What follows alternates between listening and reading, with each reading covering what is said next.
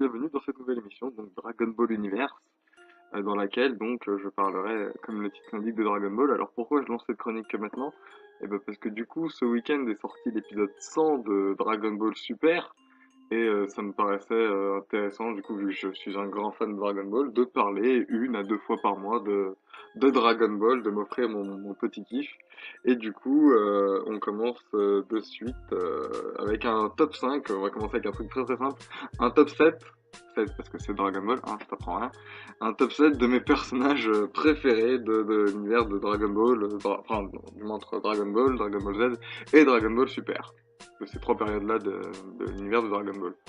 Alors, on commence avec mon septième personnage préféré, Gohan, apparu dans le tome 17 de Dragon Ball.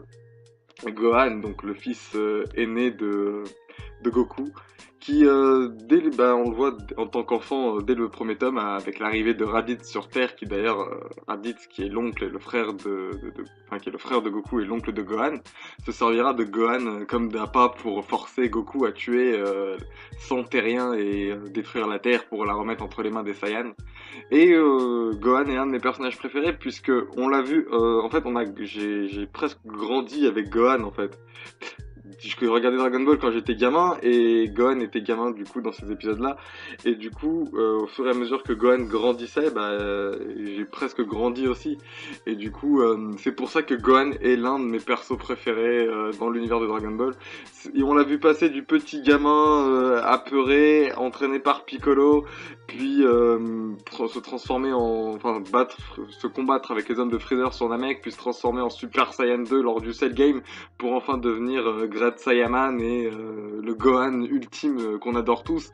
L'époque où Gohan était badass, comme diraient certains, avant de redevenir infragile, comme diraient d'autres. Mais voilà, pour moi, Gohan est un de mes personnages préférés, car c'est vraiment un des personnages enfin, je veux dire, qui est le plus attachant, qui est part d'enfant pour finir homme, en fait. Et je trouve que c'est vraiment un des personnages qui a le plus évolué tout au long de l'histoire de Dragon Ball, et c'est pour ça que c'est un de mes personnages préférés. Numéro 2, Bulma, apparu dans le tome 1 de Dragon Ball, tout simplement. Bulma est l'un de mes personnages préférés parce que du coup, en fait, c'est vraiment l'une des premières, enfin, l'un des premiers persos de Dragon Ball à être présent depuis le début. Depuis le début, c'est même grâce à elle, en un sens, que Goku est devenu ce qu'il est devenu aujourd'hui, car s'il l'avait pas rencontré dans la forêt, il n'en serait pas venu à casser la gueule à des Freezer, des Cell, des Boo ou autres. Donc du coup, en gros, c'est l'élément déclencheur dans la vie de Goku. Et j'adore un peu le caractère du personnage qui se prend pour une princesse hyper séduisante et attirante, alors que la première fois qu'elle voit Goku et qu'elle justement elle tente d'user de ses charmes pour à la base essayer de retourner le cerveau d'un gamin de 12 ans qui connaît rien à la vie, Goku lui répond mais t'es dégueulasse ou un truc comme ça. Mais du coup ouais, j'ai trouvé ça vraiment enfin je trouve ce personnage vraiment très drôle en fait. C'est vraiment le personnage comique et l'élément déclencheur qui a permis à Son Goku de devenir ce qu'il est aujourd'hui. Numéro 5, eh ben, on commence le top 5 avec C18, apparu dans le tome numéro 29, enfin très brièvement dans le tome 29 de Dragon Ball Super et de Dragon Ball, je raconte n'importe quoi, et plus en détail dans le tome 30. C18 qui à la base est une humaine dont je n'ai plus le nom en tête et qui a été transformée par le docteur Gero en androïde, elle ainsi que son frère, lui par contre j'ai bien retenu son nom, je crois que c'est Lapis, donc le cyborg C17, et du coup tous les deux ont été transformés en androïdes par le docteur Gero afin de poursuivre ses expériences sur la robotique et toujours poursuivre son but qui est se venger de Goku. J'adore ce personnage parce que du coup c'est pour moi un des personnages aussi, à l'instar de Gohan, qui a le plus évolué dans Dragon Ball.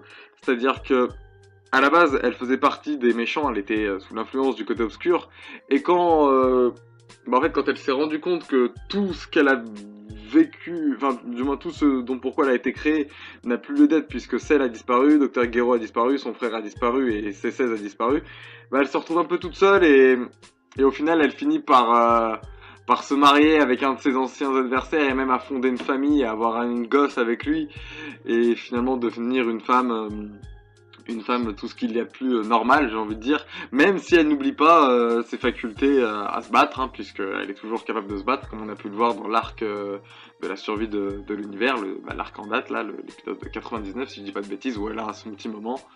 Voilà, pour moi C18 est un des personnages les plus... qui a les plus évolués de l'univers de Dragon Ball, et je vais me digresser un petit peu, mais est pour moi le personnage féminin le plus canon de tout Dragon Ball. On passe au numéro 4, et évidemment numéro 4, on va parler de Goku. Goku qui est le personnage central de l'univers de Dragon Ball, modèle de millions de petits garçons à travers le monde. Goku qui lui aussi à la star de Bulma est apparu dans le tome 1 de Dragon Ball qui porte même son nom avec la magnifique faute d'orthographe Son Goku avec le A, alors que c'est Son Goku, mais bon, c'est du pinaillage. Son Goku, comment ne pas mettre dans le top quand on parle de personnage préféré dans l'univers de Dragon Ball? Je veux dire, c'est le héros, quoi. C'est le mec qui était gamin dans la forêt, qui jouait dans la forêt, qui a été élevé par son grand-père un petit peu en reclus du monde, et qui, suite à une rencontre avec une fille qui cherche les boules de cristal pour faire apparaître un dragon, décide de partir à l'aventure à la base juste pour voir le dragon, et qui en vient à participer à des tournois d'arts martiaux suite à des rencontres avec le maître de son grand-père, Tortue Géniale. Suite à ça, il va s'embrouiller avec le démon Piccolo, qui vont l'emmener à s'embrouiller avec les Saiyans, qui vont l'emmener à s'embrouiller avec Freezer, qui vont déboucher sur les cyborgs avec Cell, qui vont déboucher sur Boo, et au final il finit dans un tournoi entre tous les univers parallèles de l'univers de Dragon Ball pour pouvoir protéger le sien. Et je veux dire, comment tu veux ne pas être fan de ce mec là? Comment tu veux ne pas le mettre dans le top? Je veux dire, c'est le personnage peut-être manichéen par outrance, le mec le plus je veux dire, le héros, le genre de héros le plus normal du monde. Mais je veux dire, le gars est parti de rien, étant un petit peu un simple d'esprit heureux de l'être dans sa forêt. Et maintenant, le gars, bon, il est toujours simple d'esprit et heureux de l'être, mais maintenant, le gars participe à des tournois inter-univers où il doit massacrer les autres, enfin, battre les autres participants pour pouvoir protéger son univers. Je trouve ça juste énorme. Donc non, voilà, Goku est le personnage principal et également le modèle de l'évolution de beaucoup de garçons de ma génération, je pense. Quand tu parles de manga, à ma génération, le premier truc qu'ils vont te sortir, c'est Dragon Ball. Et quand tu vas leur dire le personnage de manga que tu préfères, il y a beaucoup de chances qu'ils te répondent Son Goku. Son Goku est l'un des personnages phares je vais pas dire de l'univers Dragon Ball puisqu'il en est le principal, mais est l'un des personnages phares d'une grande génération de lecteurs de manga et même de fans d'anime. Et comment ne pas passer outre ce personnage? Je veux dire, c'est la star du manga, même dans certains jeux de combat où il est pas censé être là, enfin où il y en a beaucoup d'autres, genre J-Star Victory, c'est le héros du jeu vidéo, donc non, Goku pour moi est un de mes personnages préférés, mais pas le préféré. On passe à la troisième place de ce classement avec Mirai Trunks. Mirai Trunks apparu dans le tome 28 de Dragon Ball. Alors pourquoi Trunks est l'un de mes personnages préférés? Parce que Trunks est l'un des personnages de Dragon Ball qui est le plus mature, j'ai envie de dire. Pas dans son caractère ou dans sa personnalité, mais dans son histoire. Je veux dire, le gars n'a pas connu son père, n'a connu que sa mère et a été entraîné par le fils de la légende de l'univers de Dragon Ball, Gohan. Le gars a tout perdu le jour où des cyborgs sont apparus et ont foutu son monde en ruine. Le gars est seul au monde, est un survivant, un solitaire. Il a tenté l'impossible. Il a été jusqu'à défier le temps pour pouvoir avoir un petit peu de tranquillité dans son monde. Et je veux dire, le gars est vraiment le survivant absolu. C'est le gars qui a tout tenté, qui a tout risqué, qui a tout perdu, mais qui tente encore une dernière chance, l'ultime espoir, une chose interdite même dans l'univers de Dragon Ball, pour pouvoir essayer d'apporter un peu de paix et de tranquillité dans son monde. Je veux dire, c'est quand même l'un des personnages les plus charismatiques et les plus classes de tout Dragon Ball. Je veux dire, rien que sa première apparition dans le manga et dans l'anime est une tuerie monumentale. Le gars arrive, sorti de nulle part, se change en Super Saiyan et bute Freezer. Dans le plus grand des calmes. C'est quand même incroyable. Trunks, dès sa première apparition, était parti pour devenir un personnage de ouf.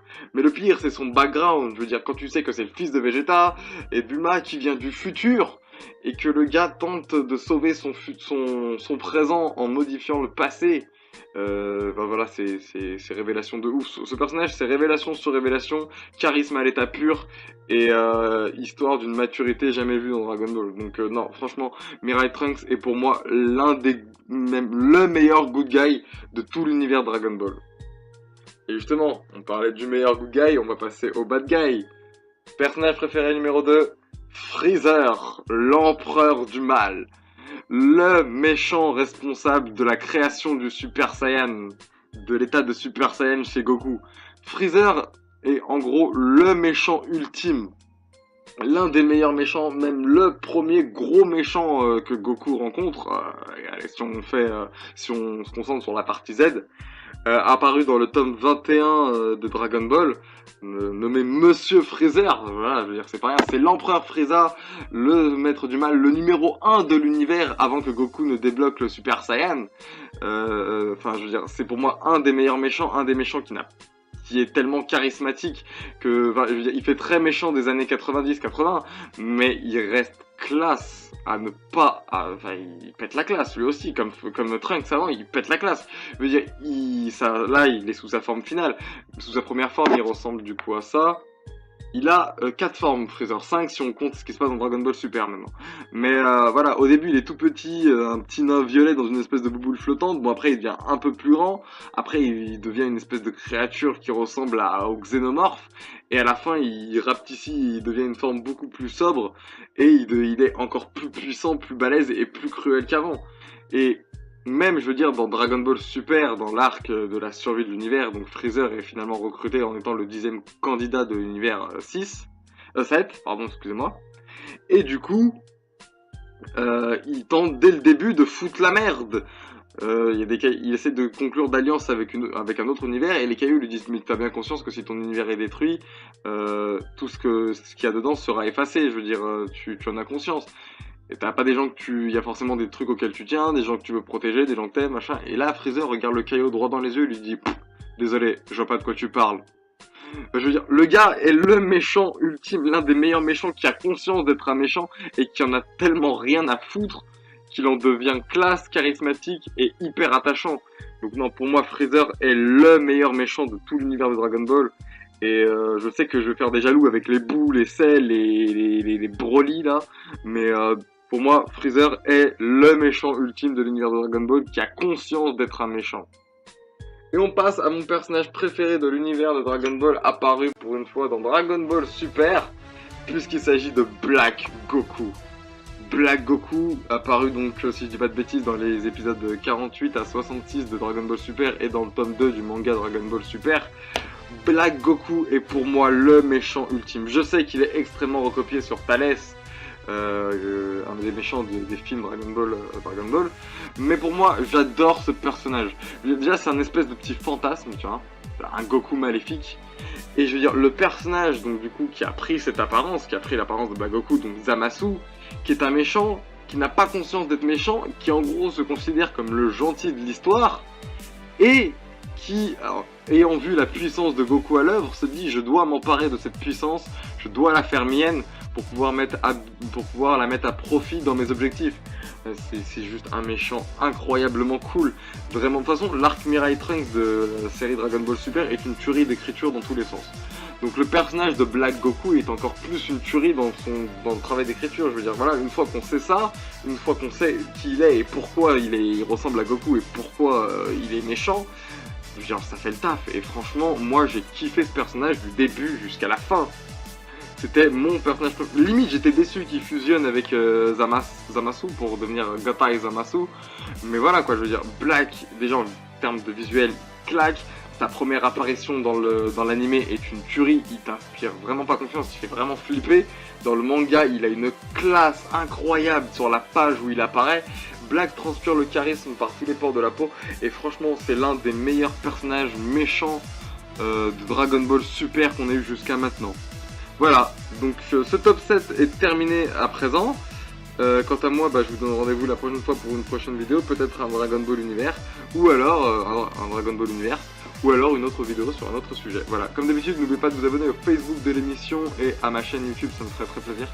Et je vous donne rendez-vous la prochaine fois pour une prochaine vidéo. Salut.